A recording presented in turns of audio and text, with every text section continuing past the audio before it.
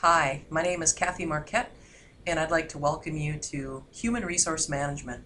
The course prefix for this class is BADM 282, and I would like to take a couple minutes to tell you a little bit about the class and how it is set up, as well as some tips and tricks for you in taking this class online.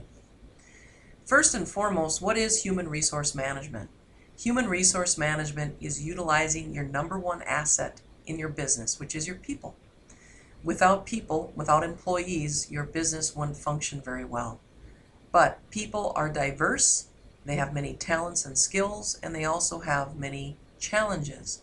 So human resource management is the learning of the managing and organizing of your people collectively to utilize them to the best of their ability, to help them, to be advocates for them while they are at work.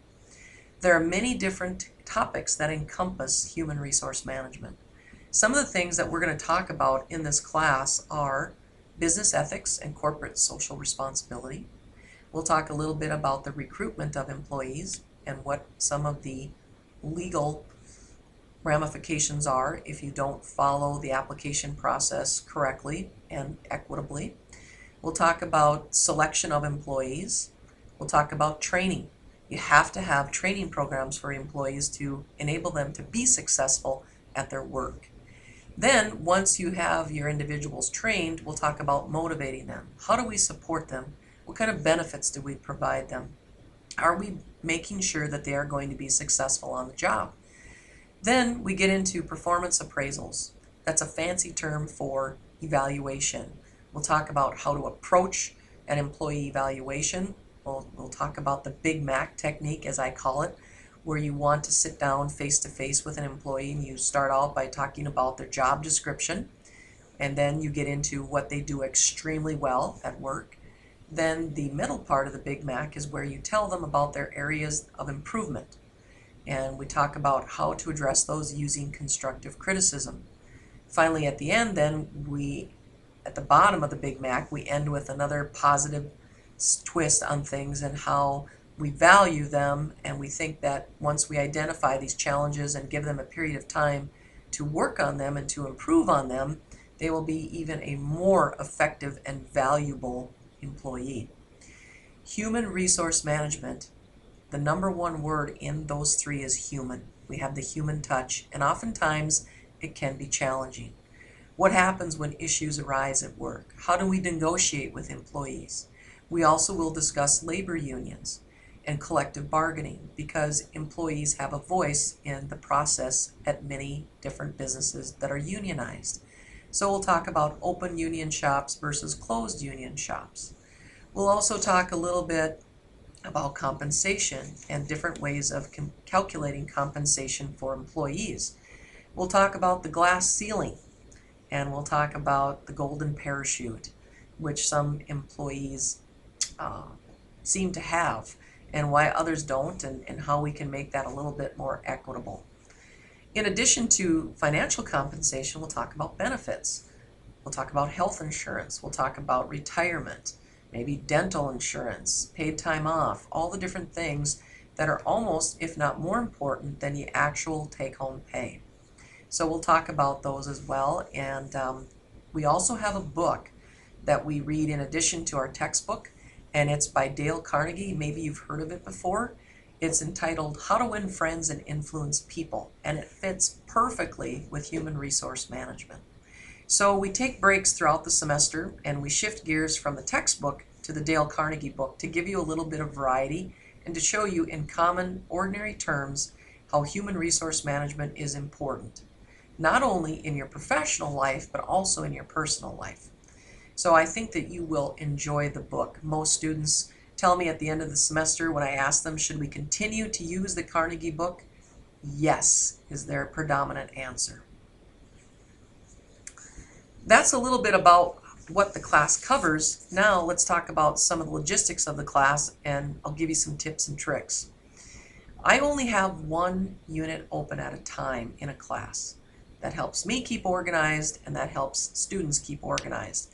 Students don't get behind, students don't get too far ahead. So I've found that having one unit open at a time is best. You have a course schedule under the course home. please print that out. Be aware of the opening dates and the closing dates of each unit. The closing date, the deadline, is at midnight of that day, and that is stated on the course schedule. I also recommend you print out the course syllabus. That has all of my contact information on there as well as my office hours. And it also tells you the student outcomes, the grading scale, and how we do business basically in the class, as well as the specific textbook information. Our bookstore carries the books, new and used. You can also feel free to get them any other place that you choose. But I always recommend our bookstore because I know that they stock the texts. Also, my number one tidbit to you is read. If you want to be successful in an online class, you are 100% accountable. I am simply a facilitator of the material.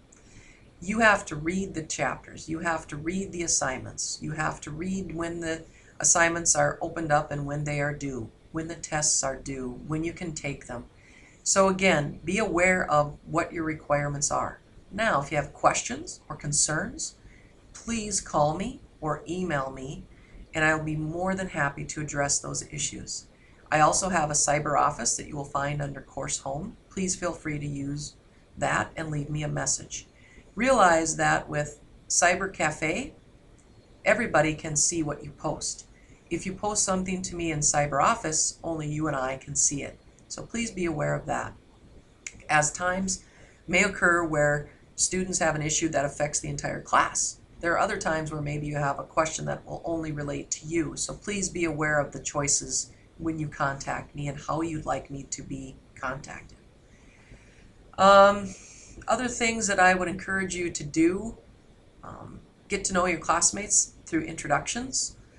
You might find that you text them or you email them quite frequently. We have online discussions. Make sure that you read the requirements for those. There's also a pretest for this class. The pretest is not graded. It's simply used by instructors like me to get a baseline idea of your knowledge of the class before we actually start. It is not graded, but I do use it as a baseline for a starting point. So please be aware of that and make sure you have that completed by the deadline. Also, your exams are proctored. They are password protected. Make sure that you fill out the proctor form and return it by the deadline so that when the first exam rolls around, you have access to it through your proctor, who will give you the password when you come to take the test. So again, make sure that you look at both of those items, complete them by the deadline. Other than that, I guess I'm not going to talk a lot more because I think that things will evolve as the semester progresses. This is a fun class to teach. It makes a lot of sense because so many things are so basic that they can be transferred to any job setting. And so I think it's a very valuable class. It's a huge part of our curriculum, and I look forward to working through the class with you. Again, my office is right here in Horton Hall, room 230. If you are on campus for other errands or other appointments, feel free to stop by and visit. And if you have questions, I am here. My office hour this semester is at 9 a.m. Mondays, Wednesdays, and Fridays. I do teach remotely from home this semester, Tuesdays and Thursdays. So please feel free to contact me via email. So with that, good luck. Have a great start to the semester, and thanks for being a Wildcat.